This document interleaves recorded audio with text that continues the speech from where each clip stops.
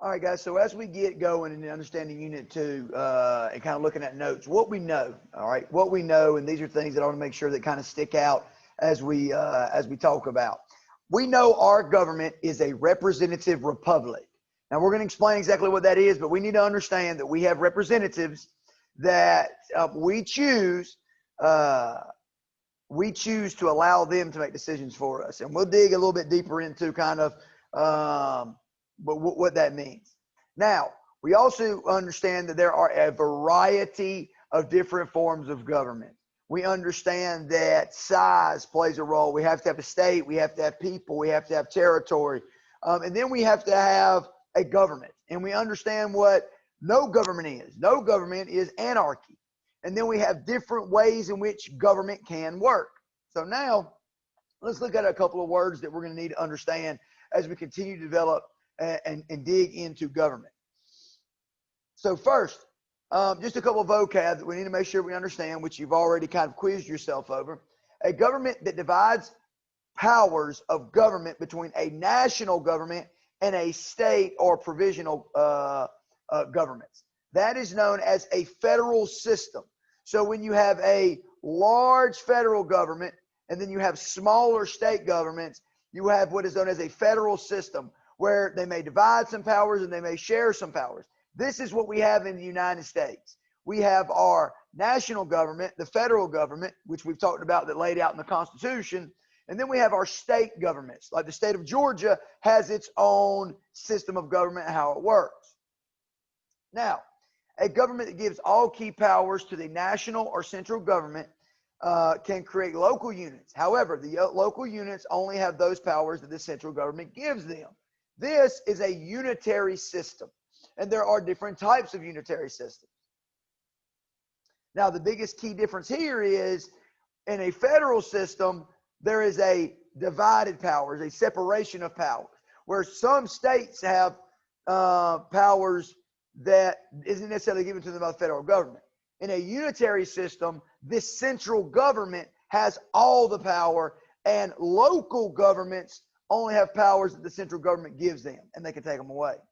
Now, the best example of this form of government is the UN.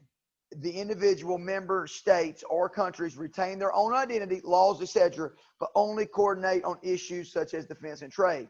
This is a confederacy, and we're going to have to give you what a confederacy is, exactly what in a minute, but this is something known as a European Union. You have, and this is the most current modern form of confederacy, where they have really nothing in common. They all share their own laws. The only thing they talk about is really defense and money. They have a common money that they can use. So Great Britain is the best example of this form of government. A single central organization, Parliament, holds all the government's power, but local governments are given some powers to relieve some of the burdens from Parliament. This is, if you said a unitary system, this is exactly correct. A loose union of independent states, a loose union, is a confederacy. All right? The United States is the best example of this form of government. The central national government has certain powers, and 50 states have others. We know this is the federal system. Now, in types of government, we already know this. This is just a review. A system of government in which powers rule in the hands of a single one. This is an autocracy. Okay? An autocracy, which a king, queen, or emperor exercise foreseen powers of government and most likely born into power. That is a monarchy. A system of government which a small group holds power. We know this is an oligarchy. A government which people rule. This is a democracy. Now, a government which voters hold sovereign power, elected representatives responsible to the people exercise the power, is a republic. And this is where we begin to, while we have a form of government, we still have to look at who holds the power. And in our government, we have a federal system, which is a republic, okay, and a democratic republic at that. Now, a group of common individuals with broad common interests to organize and nominate candidates for office, win elections, conduct governments, and determine public policy. This is a political party. This is just something I want to go ahead and introduce so you have an understanding. where the will of the people is translated into public policy directly through mass meetings where citizens gather to make decisions regarding policy, is known as a direct democracy. Guys, this is where people come together, and if we have 50 people in a room and we say, all right, guys, raise your hand if you think that this is the best decision. And 26 people raise their hand and 24 don't. That is a direct democracy. Majority rules. 26 over is greater than 24, and that is the decision that is made. That is the purest form of direct democracy we have. Now, a modern form of an autocracy, as an example we see in North Korea, this is where we start to see a totalitarian dictatorship. Same thing, complete control. We're just now giving it a different name. Now we have small group is chosen to represent the will of the overall people. This is a representative democracy. And this is where people choose a small group of people to represent them and then make decisions for them. It's democracy because people got to do what? Make the decision on the people. Now, here is, of course, the leader that's been in the news most recently, Kim Jong-un. He is the leader of North Korea. He has complete and total control. He can tell people how to wear their hair. He can tell people what clothes to wear. This is the type of control he has. There, where the will of people is translated into public policy directly through mass. Oh, we've got this. Now, what is the difference between a direct democracy and a representative democracy? This is what you need to add. You need to add this in your notes as we're talking. Now, in a direct democracy, now this is important, guys. People decide on policy initiatives directly, meaning I make the decision directly. We get, again, 26 to 24, the vote is over.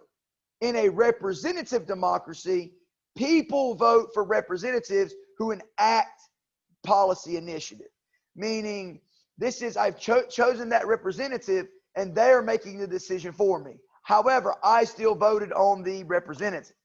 Now, Coach, why is there a difference? There's a difference. What is the biggest determining factor in deciding which form of democracy will be established? Guys, it's size. Size, strictly size.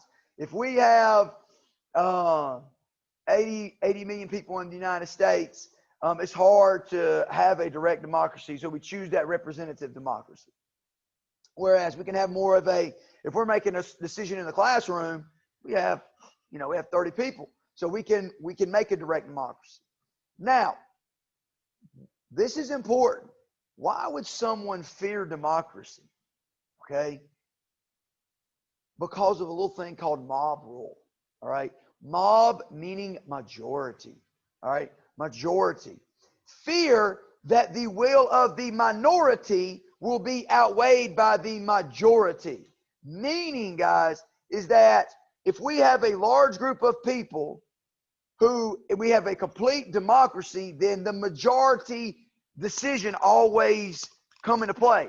Minority ideas, and this is just simple terminology, majority meaning the most, minority meaning the less in a group.